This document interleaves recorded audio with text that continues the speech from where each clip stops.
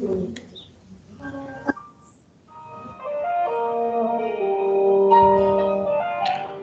dia, amigo! Bom dia, amiga! Quem vos fala é Geraldo Luigi, cantor e compositor. E como sempre, hoje são 14 de agosto de 2019, uma super quarta. Está frio por aqui, no Rio de Janeiro. Imagine lá no Paraná, hein? Como é que está lá aquele frio, lá naquela temperatura? Hoje temos um tema que já demos já o início, né? Falamos sobre... A pergunta é, Deus é bom? Deus é mau? Ele é bom e mau ao mesmo tempo? Ele pode induzir alguém a mentir ou não? O nosso professor, que sabe tudo mais um pouco, destrinchou Devarim e Provérbios, Devarim 32, 39 e Provérbios 16, 4, trouxe uma explicação que o vídeo já está no ar, já ouvi, deixei até um comentário lá. E hoje nós vamos trazer, claro que eu tenho que fazer um comercial do meu professor, ele que é professor de português, professor de hebraico, meu professor de hebraico, professor de grego, professor de italiano, sabe tudo mais um pouco das histórias e tradições judaicas e também das histórias do mundo secular. Datas precisas, querem saber das datas precisas? Fala com ele, sempre ele, João Alves Correia. Bom dia, conhecido como este. Bom dia, Geraldo. Mais uma vez estamos aqui, super quarta-feira, muito bom. Aqui no Paraná estamos quase congelando, né? Mas Isso. vamos sair A dessa. vida continua, né? A vida continua. Estamos aí realmente passando por essa frente fria, mas é passageiro, né? O pior já passou. Agora tá bom, vai ficar bom. Passou, né? Já. É, aqui tá frizinho, aqui eu tenho que botar um casaco, que aqui quando esquenta, esquenta, quando esfria, esfria mesmo, né? Bom, Mas a gente passa por cima desse frio e vamos embora. vamos estudar. Vamos para que não percamos tempo, né? Precisamos explorar bastante esse tema que é muito importante. Esse tema, ele, ao mesmo tempo, ele está correlacionado ao seu livro, mas que no final a gente vai ter uma pergunta baseado. Livro aí é pancada, hein? Esse livro aí, qual é o nome dele aqui? Aharit Haim. Aharit Hayamin, As Últimas Coisas, né? Isso, o livro das Muito, últimas o coisas. livro das últimas coisas, muito bom livro. Se você não adquiriu, corre, pega logo o seu. Você vai saber de coisas que, brincadeira não, você não vai encontrar em lugar nenhum aqui no mundo dos livros aqui seculares, até mesmo você que está saindo de algumas religiões, o sistema, você não vai encontrar. Então fala com João Alves Correia. Bom, o tema é: Deus é bom? Deus é mau? Ele é bom e mau ao mesmo tempo? Ele pode induzir alguém a mentir? Eu queria trazer Ishayahu, Isaías 45, verso 7. Só pra gente... Ele faz um paralelo com Devarim, Deuteronômio, né? Faz um paralelo, sim, sem dúvida. Eu posso ler aqui, vou ler na tradução aqui, né? Não sei se ela está Pode trazer. correta, mas você traz a correção pra gente aí, tá bom? É isso. Vamos lá. Então vamos lá. Aqui tem duas palavras diferentes. Então lá. Eu formo a luz. Aí vem outra palavra diferente que deve, na tradução, você deve trazer pra gente aí. Eu formo a luz. Eu crio. O crio já tá. É outra palavra. Ali Uhum. ele deu forma à luz. Aqui ele cria a escuridão. Ele cria a escuridão.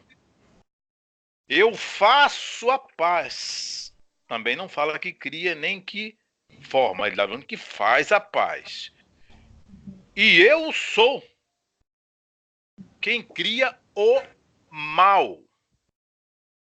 Eu sou o eterno que nulo as coisas, ou seja, perdão, que tudo faz. Eu sou o eterno que tudo faz. Como é que está na sua versão? Nós falamos lá de Devarim, Deuteronômio 32, 39, né? Ele Sim. mata, fere, tira a vida, dá a vida, não há ninguém que escape das suas mãos. Aqui ele está falando que faz o mal. Ele cria o mal. Mas, porém, eu quero entender a palavra formar e criar. Ele forma a luz e cria escuridão. Que escuridão é essa? Que luz é essa? Né? Essa escuridão é as trevas. E o mal? Que mal é esse que ele faz? É contigo. Vamos lá. Bem, então, Geraldo, vamos aí analisar esse verso em especial. Eu acho que só esse verso aqui realmente vai dar a nossa aula toda, viu? É mesmo? Sim. Pô, então vamos embora. O que acontece? Como você bem salientou aqui, nós temos três verbos diferentes para tratar desse tema. Eu tenho, primeiramente, eu formo a luz, Yotzer Or. Tenho o Orehosher, que é o crio as trevas, e o Ose Shalom, que é o faço a paz. E no complemento do verso, diz que ele cria o mal. Orehosher. Rapaz. Muito bem. Então, se são Isso três muda toda a verbos, história, né? muda toda a história. Se são verbos diferentes, natural que o sentido seja diferente. Perfeito. Porque caso fosse tudo a mesma coisa, o autor, o profeta Yeshayahu, teria usado termos idênticos, né? Bom, então vamos explorar um pouco isso. Beleza. Veja só, o verso começa dizendo que ele forma a luz. Por que se diz isso? Porque na essência, se nós formos olhar o livro do Gênesis, o livro da criação, o que você vai perceber é que a luz, ela foi tirada de algo pré-existente. Ela já tinha sido criada? Não, ela foi tirada de algo pré-existente. Sei. Pois, como é que pode existir luz sem que antes exista a escuridão? Perfeito. Primeiramente, para que possa existir a luz, é preciso que necessariamente exista antes da luz o contrário dela. Verdade. No livro de Gênesis, no capítulo 1, verso 2, diz que diz haja luz. Não tá falando, não sei como é que tá aí no Gênesis na versão. Se ele cria luz, aí como é que tá? Haja luz, esse haja luz. Ela não tá criando, nem formando, né? Não, eu quero só que você foque e os nossos amigos também foquem no início do Gênesis, o que o Gênesis fala especificamente. Vamos lá, porque é Vamos lá. necessário investigar isso a fundo. Vamos Beleza. voltar então para o livro do Gênesis capítulo 1, e nós vamos ver então o seguinte. Bereshit bara Elohim et hashamayim vet haaretz. Em um princípio o Eterno criou, Deus criou, melhor dizendo, os céus e a terra. Ve'haaretz haita tohu vavohu ve'roshech al penei tehom. E a terra era sem forma e vazia, e havia trevas sobre a face do abismo. Ou seja, naturalmente que existia antes da luz as trevas. A luz, Perfeito. ela só foi, digamos, originada porque antes existia as trevas. Perfeito. E o verso 7 de Isaías 45, que estamos analisando aqui, diz que ele forma a luz e cria as trevas. Ou seja, antes de formar a luz, foi criado as trevas. Foram criadas as trevas. Perfeito. O que nós percebemos, então, Geraldo, é que o termo boré, como criar, como crio, ele é anterior a Yotzer, Yotzer. que é o Eu forma. formo. Então, você vê que a luz, na verdade, é um produto que foi extraído de algo pré-existente que era a escuridão. Porque não há como você formar algo, de acordo pelo menos com o texto hebraico, não há como você formar algo sem que antes você use uma matéria-prima, ou a partir de algo que já existe, já foi criado. Entendi. Então, o que acontece? Primeiramente, nós somos instruídos que Deus então criou as trevas. Só que o relato do Gênesis não fala abertamente que Deus criou as trevas. Agora aqui já fala. Aqui fala que Aqui ele já cria. fala. Que ele cria. Então E Isaías está dando um resumo de Gênesis? de certa forma, para que a gente possa entender que ele cria as trevas. E a partir daí, então, ele forma a luz. Interessante que a luz não se diz da luz que ela foi criada, mas sim que ela foi formada. Correto? Correto. Então, se ela foi formada a partir de algo pré-existente. É isso que eu quero chamar a atenção. Entendi. Yotzer, que é a ideia de formar, ela vem depois da ideia do Boré, daquele que cria, do que é criado. Né? Perfeito. Mas veja que interessante. Quando nós falamos do criar, que no caso é o bará ou boré, é a mesma forma verbal, é o mesmo verbo, nós estamos falando de algo que é originado do ser divino, que é originado do Criador, porém, ela existe, veja bem, ela existe como potencial. Tudo que é boré, tudo que é bará, tudo que é criado, ela existe em potencial. É como se é como se existisse algo e esse algo você pudesse usar ou não, em conformidade com a tua vontade. Extrair algo, outro algo desse algo, né? É mais ou menos assim, né? Em conformidade com a tua vontade. O potencial está ali. Isso foi criado. Isso foi criado. É diferente de formar, porque o formar implica numa atuação divina, direta. Da mesma forma como Deus primeiramente cria o homem, no caso, Bará cria o homem e cria os potenciais no homem, para o homem ser bom ou mal, para o homem ser justo ou injusto, cria as possibilidades. Perfeito.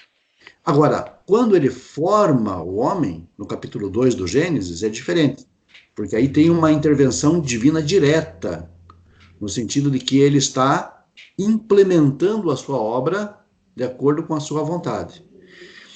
Explicitamente de acordo com a sua vontade. É um tanto quanto difícil de compreender isso, mas, em síntese, o Bará dá a ideia do potencial criado. Então, as trevas, elas foram potencialmente criadas.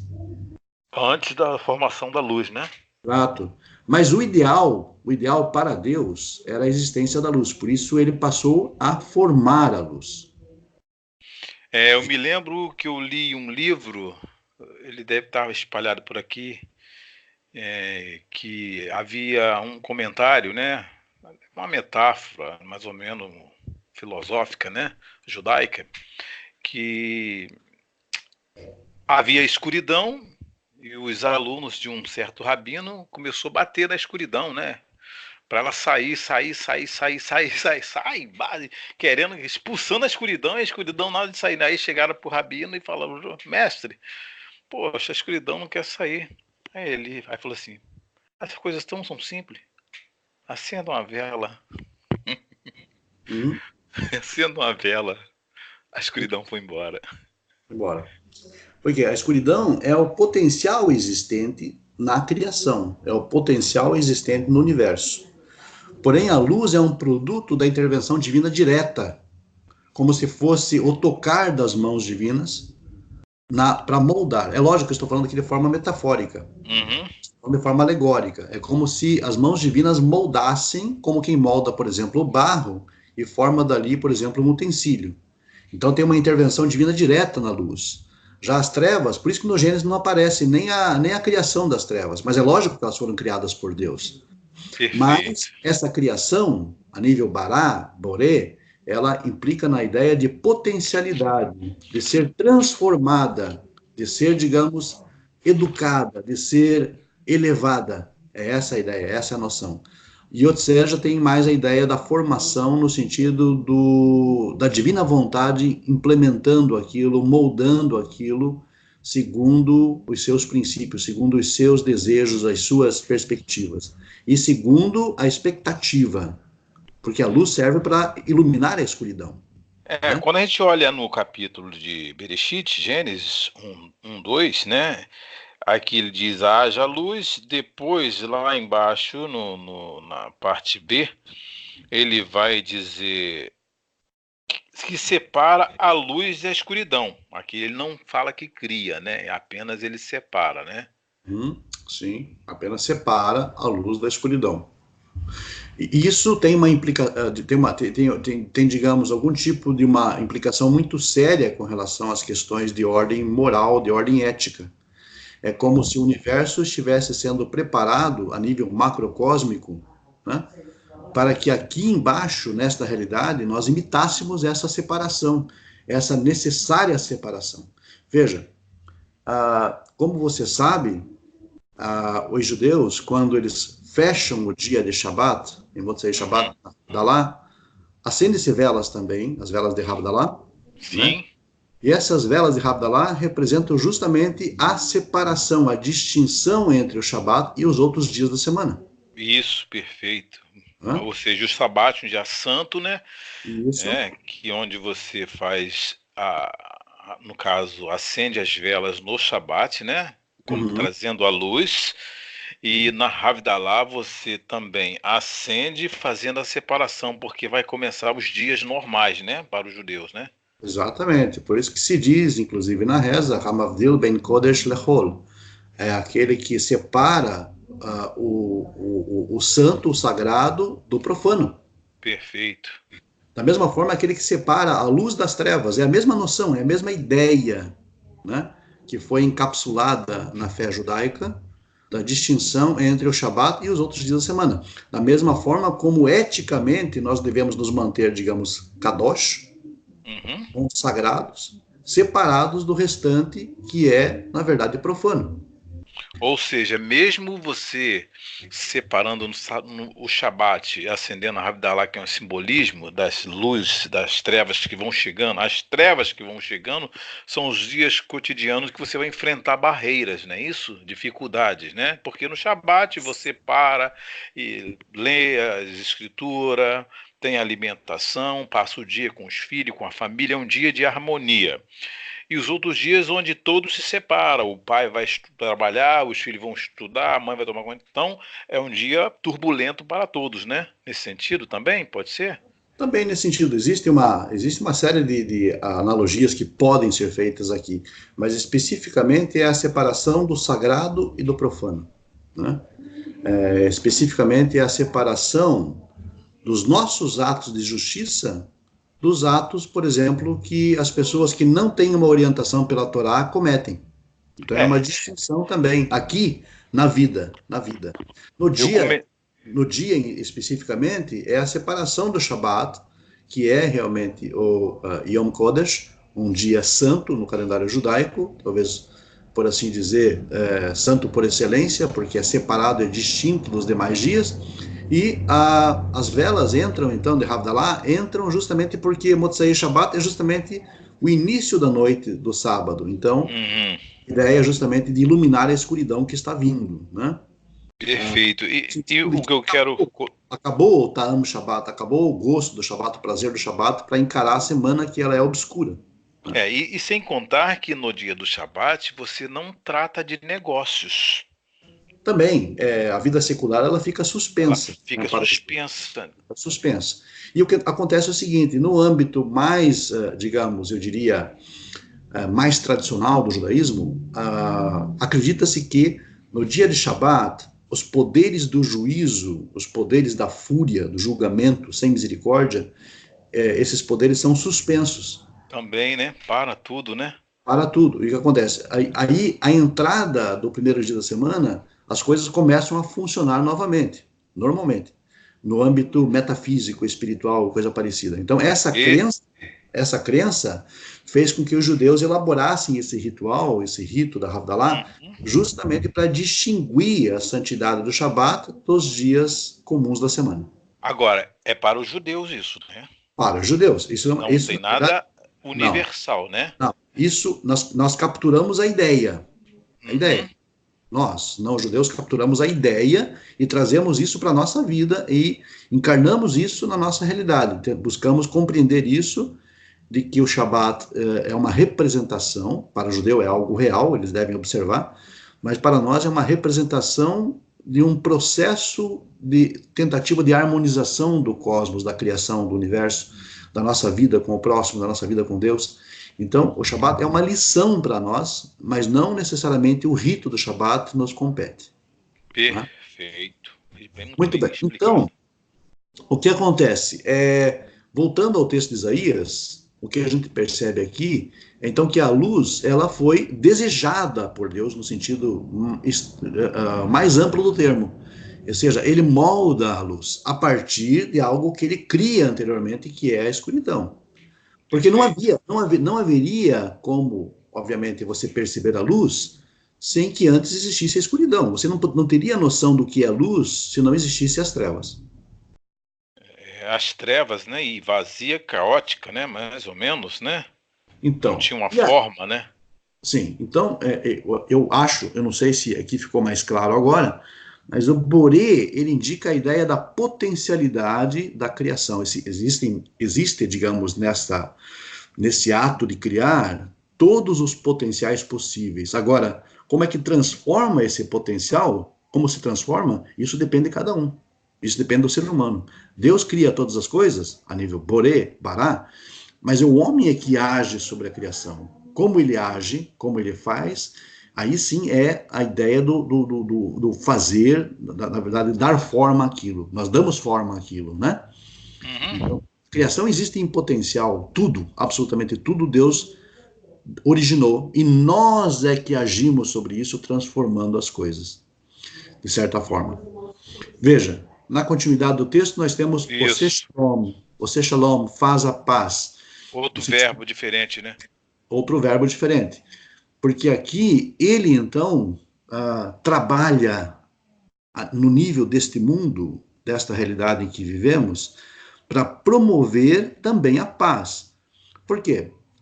Se a gente observar o contexto do capítulo 45 de Isaías, você vai perceber que o texto fala do retorno dos judeus para a sua terra sob as ordens de Perfeito. Ciro. Isso. Ciro. Os judeus estavam há 70 anos no exílio babilônico. 70 anos. E eles estavam agora recebendo a ordem de Ciro para que eles voltassem e reconstruíssem a cidade e o templo. Então, Perfeito. o que é isso? O que seria isso se não realmente fazer a paz? Esse Então, fazer tem, né? tem, tem alguma coisa no sentido de criar ou é instantâneo? Como é que Não. esse verbo fazer?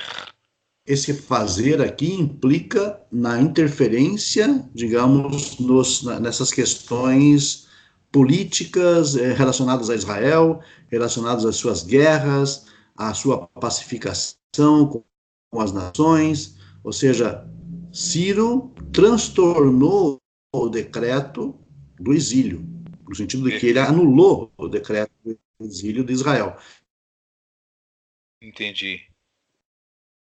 E nós temos aqui revogando o exílio israelita e fazendo com que eles voltem à terra de Israel. Isso é paz, isso é fazer a paz. Então o Eterno conduz, por assim dizer, nós percebemos aqui, ao longo da história de Israel, conduz os eventos, nós gostamos de pensar assim, né? Conduz os eventos para que Israel possa ser punido, mas também para que a paz possa ser feita e Israel possa voltar, retornar. E também a paz que ele faz com o próprio povo de Israel, no sentido de que, quando do exílio, o que aconteceu? O Eterno volta a sua face contra Israel. Perfeito.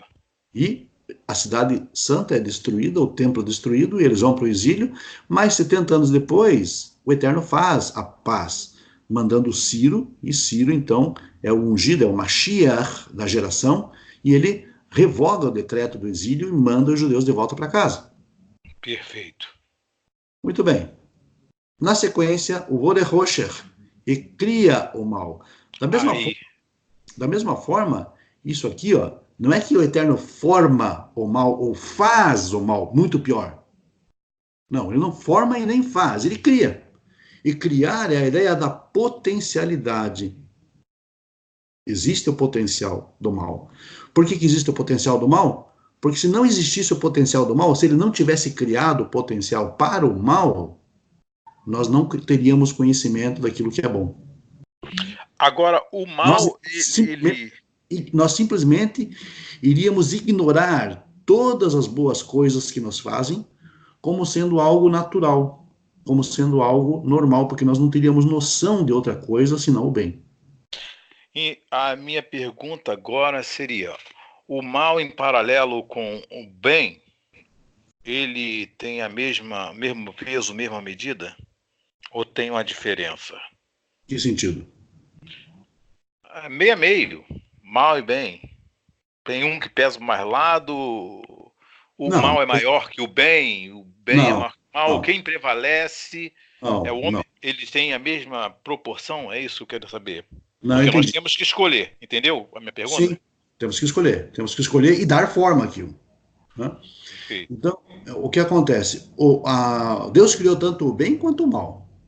Esse é um fato. Agora, essa criação de Deus está a nível de potencialidade.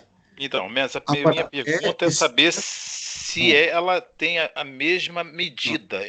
O bem e o 50, mal está equilibrado. Um 50, pesa mais do que o outro. 50% para cada? 50 por 50, sem dúvida alguma. Por quê? Porque esse mundo foi criado de forma binária. Binária. Tudo que foi criado aos pares. Tudo. Tudo. Absolutamente tudo. Então, se o mundo foi criado de forma binária e tudo foi criado aos pares, é absolutamente normal que vejamos tudo em perfeita harmonia e equilíbrio. Perfeito. Porém, quem pode dar forma a isso é o homem que age sobre essa Hum, potencialidade e acaba fazendo, veja, fazendo o mal, não fazendo o mal. Quem faz o mal é o homem. entendi. Quem faz o mal. Por quê? Porque o homem pode dar forma a essa potencialidade já pré-existente, que Deus cria. Perfeito. Ele cria. Ele cria, mas ele não faz o mal. É diferente. Tá? Quando ele coloca no jardim, no Gan Éden, a árvore da ciência do conhecimento do bem e do mal, tem alguma relação com esse mal Claro, pré-existente? claro, porque ele cria o potencial, não cria? Ou seja, já havia Agora, criado o mal, né? quem estica o braço e pega do fruto? Rava. Agora, é Deus? Não. Então ele não faz isso. Ele cria o potencial. O potencial está lá para você escolher. Porque até por conta do próprio livre-arbítrio, da tua livre escolha, você deve ter, digamos, como ser consciente, ser racional, você deve ter esse direito de escolher entre este ou aquele. Agora, é importante que se entenda que a criação, ela é por si só limitação. A criação significa por si só restrição, limitação. Natural que o Criador então colocasse diante de nós inúmeras variáveis possíveis, várias possibilidades, porque é disso que o nosso mundo, a nossa realidade é feita, de inúmeras variáveis, de várias possibilidades. E nós usamos, a forma como nós usamos essas variáveis ou essas possibilidades, a forma como nós atuamos sobre elas, é que faz, digamos, de nós certos ou errados, justos ou injustos, bons ou Perfeito. não Deus, mas nós, nós. Quando eu faço a pergunta do tema, né? Deus é bom, é mal, é bom e mal ao mesmo tempo? Não, né? A pergunta seria: Deus é bom, porque na realidade ele não é mal, ele cria o mal esse potencial que você falou, e o bem, para o homem escolher, né? Da forma, né? Da forma, porque Não que ele seja mal. que escolha seria essa se ele criasse só o bem, Geraldo? Imagine. Não tem escolha. Não Não tem teria escolha. escolha. Quer dizer, então nós não seríamos livres, na verdade, para escolher. Nós estaríamos sempre presos ao bem, ou seja, nós seríamos absolutamente robôs, digamos, como seres mecânicos que não exercem livre-arbítrio, não exercem, digamos, a razão, não exercem escolha, porque pela razão nós podemos escolher o bem e rejeitar o mal. Né? Então, o mal é um bem para a sua elevação, né? É um potencial existente na criação, é um potencial existente na criação, como tudo que existe na criação existe em potencial. Há variáveis possíveis sobre as quais você pode atuar, possibilidades que você pode atuar para transformar aquilo em bem ou algo em mal. Você transforma, eu transformo, não Deus. Perfeito. Né? Perfeito. Por isso que existe ali a ideia do Yotzer Or Vore Rocher, forma a luz, cria as trevas. Por quê? Porque a luz, a claridade, o bem, é nós que formamos. Agora, o mal, ele existe em potencial. Ele já foi criado em potencial. Justamente para que a gente possa atuar sobre ele e extrair dali, transformar aquilo, moldar aquilo em algo bom. É interessante que quando nós olhamos para o livro de Bereshit, né, que a gente está fazendo um paralelo com vários textos, né, o próprio Eterno, em Bereshit 4:5, né, ele diz para Caim, porque tiraste e porque caíste o teu semblante. Se quiseres suportar, isto bem será, portanto, né? Portanto, mas se não quiseres o caso, o mal, ou seja, o pecado, jaz à porta, porém cabe dominá-lo. É isso? Você está vendo? É exatamente isso. É exatamente isso. A quem cabia a decisão de transformar as coisas para o mal? O homem. O homem. E o Criador não interferiu na escolha dele, não impediu o mal que ele escolheu de matar Abel. Só falou que ele podia dominar, tá na tua porta, tá na tua mão, você que vai decidir. Deus não... Essa advertência veio antes do crime, não foi verdade? Antes do crime, houve uma advertência. Foi uma advertência. Agora, quem realmente fez o mal? O Caim, o homem. Agora, o mal, ele pré-existia como potencial, porque quando Deus criou a vida, ele criou o potencial também de alguém tirar essa vida. Perfeito. Agora, esse mal e o bem, ele é o chamado Yetzirah, que é a inclinação para o mal, não é isso?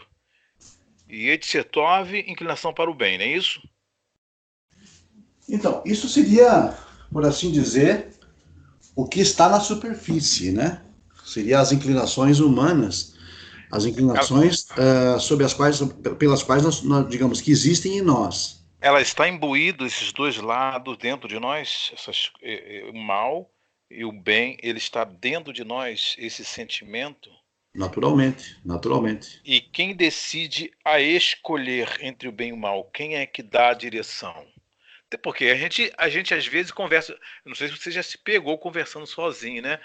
Assim, às vezes alguém pensa assim, que a gente tá maluco, né? Aí eu já falei muitas vezes sozinho na rua, né? Aí quando alguém percebe, aí eu começo a cantar, né? Cantar para fingir que tô... Você está pensando alto. Tô pensando alto, né? Pô, se eu fazer aquilo, vai dar certo. Será que vai dar certo? Entendeu? Então tem uma conversa entre a nossa mente ali para tomar decisões. E quem é que faz essa conversa? Que faz você direcionar para a esquerda ou para a direita, para o bem ou para o mal? Quem direciona isso? A nossa razão, o nosso conjunto, na verdade, né? De potencialidades, porque o Criador nos dotou de inteligência e racionalidade. Então, mas é um Então, espírito que entre nós, ou é a alma, a Neshama, que é. decide Então, escolher? sim. Não, é a razão. É o que nós chamamos de alma é razão. Razão. Vamos deixar claro isso, né? Que é o que nós chamamos de alma, é o que, na verdade, nós somos de fato, né? Ocupando, logicamente, um corpo físico, né? Então, essa, ah, esse algo que Deus nos colocou, nos imbuiu, é o que nos permite escolher racionalmente. O grande problema é quando as nossas emoções elas se infiltram na razão e contaminam a nossa razão.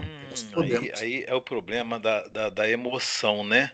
da Foi o que emoção. aconteceu, foi o que aconteceu com Eva, né? Ela deixou a emoção É. dominar, né?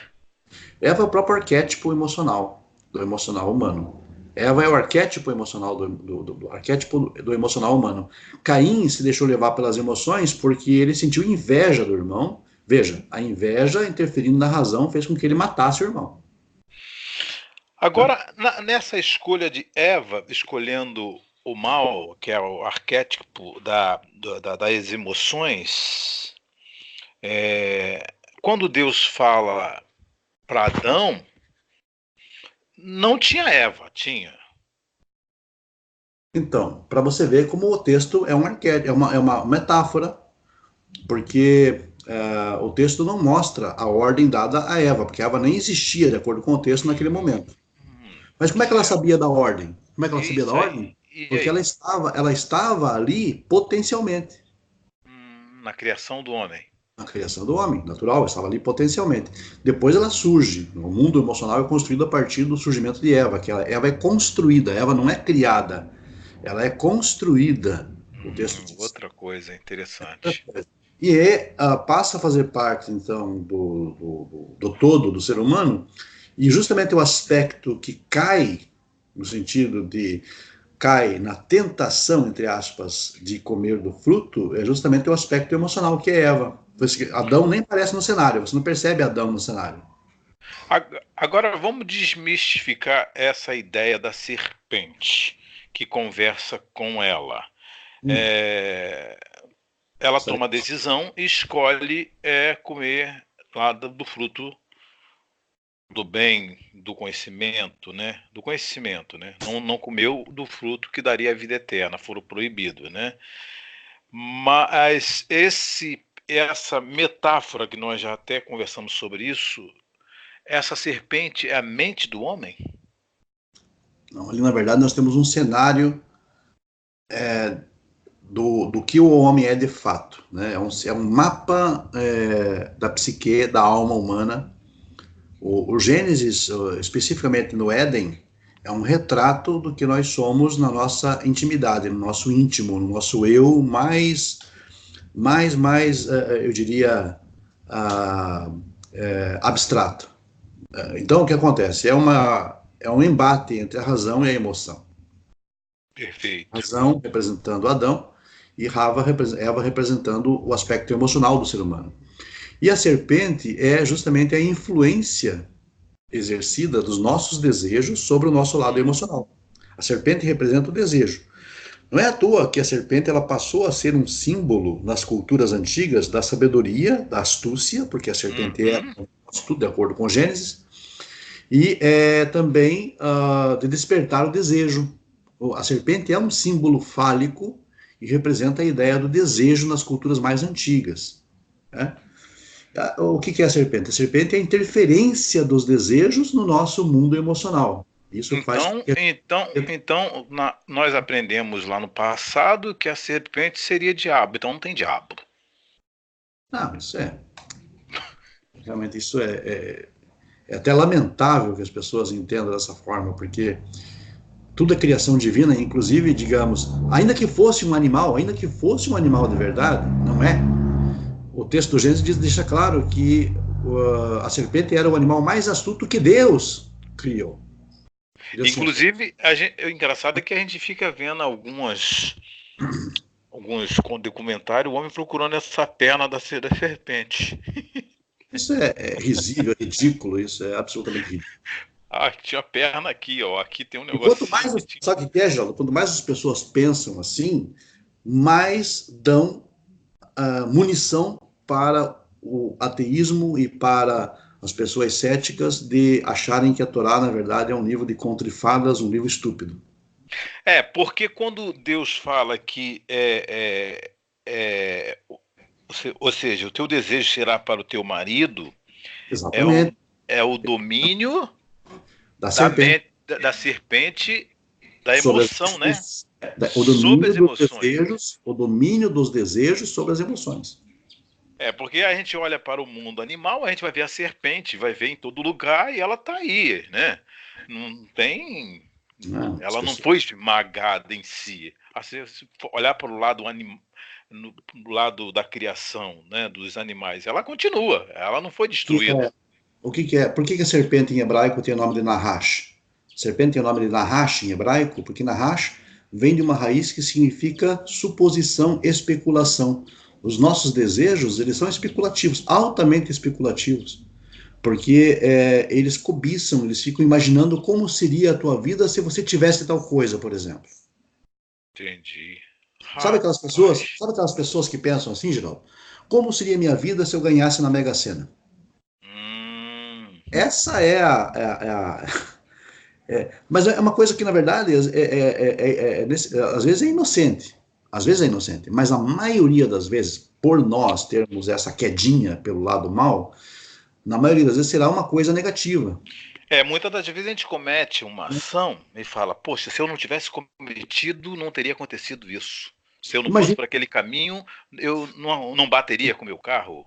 sim, Mas sim. você não tem ninguém para te avisar, não vá por esse caminho, para te alertar, porque é perigoso. Você pode entrar numa comunidade. A gente tem um aplicativo até nos nossos carros, né? Que de repente a gente quer ir para algum lugar, esse aplicativo é falho e te leva para dentro de uma comunidade e não tem ninguém para te avisar. Ó, é comunidade. Tem aplicativo até que avisa, né? Mas quando não tinha aplicativo, você às vezes pode cair numa cilada não porque você escolheu o caminho por não conhecer e cai numa situação complicada, né? Mas às vezes você escolhe, tipo assim, vou pegar um atalho ali porque é melhor, né? E aí, Você, quer dizer, o erro tá aí, né? aí você fala, a bandalha, chamada bandalha, né? Não pode, aqui é proibido cortar. Tem um sinal lá, corta, a seta marcando lá, né? Proibido fazer curva. Aí o cara, não, vou olhar aqui, dá pra eu fazer. Aí quando ele pensa que não, ele faz a curva, vem um carro, chapuleta ele. Quer É, dizer, é o caso. É o caso, a interferência dos desejos sobre as emoções, né? A emoção tá à flor da pele porque ele quer economizar tempo, dinheiro, combustível. Ah, não vou fazer aqui o retorno e não dá, é proibido. Ou ele vai levar uma multa, ou de repente pode se acidentar ou se machucar e machucar outras pessoas, né? Quer dizer, então tá perfeito. feita a burrada, né? Então o que acontece? O ser humano ele é assim, ele age dessa forma. E veja, vamos aí nos reportar novamente ao cenário de Caim e Abel. Imagine Perfeito. Caim, imagine Caim oferecendo o sacrifício junto com o seu irmão lá, digamos, e o Eterno, observando a oferta de Abel e aprovando a oferta de Abel e desaprovando a oferta de Caim. Você imagine a mente de Caim naquele momento. Vamos tomar isso como se fosse uma história real. A mente de Caim naquele momento estava assim: como seria, como seria a minha vida a partir desse momento se Deus olhasse, atentasse para o meu sacrifício, para a minha oferta? Então, isso é a influência do desejo sobre o emocional dele. Foi tão forte que ele quis tirar o irmão dele de cena. Então, essa Né? oferta de Caim, ela o sentido dela, ela foi o quê? Sobras? Para dar para ser rejeitada? Caim tirou a primícia? Como é que é explicado, já que nós estamos nesse tema? Primeiramente que a oferta dele estava desvinculada da realidade. Temos, desde os tempos antigos, que os patriarcas eles nunca ofereceram frutas e verduras, legumes e vegetais, eles sempre ofereceram animais. Hum, Esse é o primeiro erro. Né? O segundo erro foi o fato dele ter trazido, digamos, das sobras, não das primícias. O piorou terceiro, ainda. o terceiro erro foi a inveja. Então estava Caraca. recheado de erros a oferta dele. Agora, havia alguma oportunidade dele voltar atrás peraí, Deus rejeitou o meu sacrifício, então vou fazer melhor, vou fazer como meu Ah, irmão fez. claro, Havia? claro, havia, sempre houve a possibilidade de chuvar. Chuvar sempre, de chuvar, o retorno, o arrependimento, o conserto, né, do erro, sempre existiu possibilidade. O fato é que ali está para ilustrar, aquela história está ali para ilustrar até onde nós podemos ir quando nós somos orientados pelos nossos desejos e as nossas emoções, né? Não, quando nós não subordinamos o nosso desejo e as nossas emoções à razão. Ou seja, então o caráter do ser humano, Deus não muda, quem muda é o homem. Não, o homem muda, o Deus, homem ele Deus, molda, né? Ele molda a sua ele realidade. tem que Ele cria, ter esse desejo de mudar. Se ele não ele quiser, Deus também forma. não vai mudar. Não, ele forma a sua realidade, ele Ele forma o tem que seu. fazer até chuvar, né? Se ele quiser fazer até chuvar. Sim, e Assim sempre há. como a gente vê o judaísmo não fazendo conversão, pelo menos o que eu sigo, né? E o que a gente vê aí, o judaísmo não faz conversão, né? Sim, Não sai pregando aí a Torá, ensinando a Torá. Tem os comentários, a gente vê nos vídeos aí, mas não é o sentido de fazer conversão, é explicação.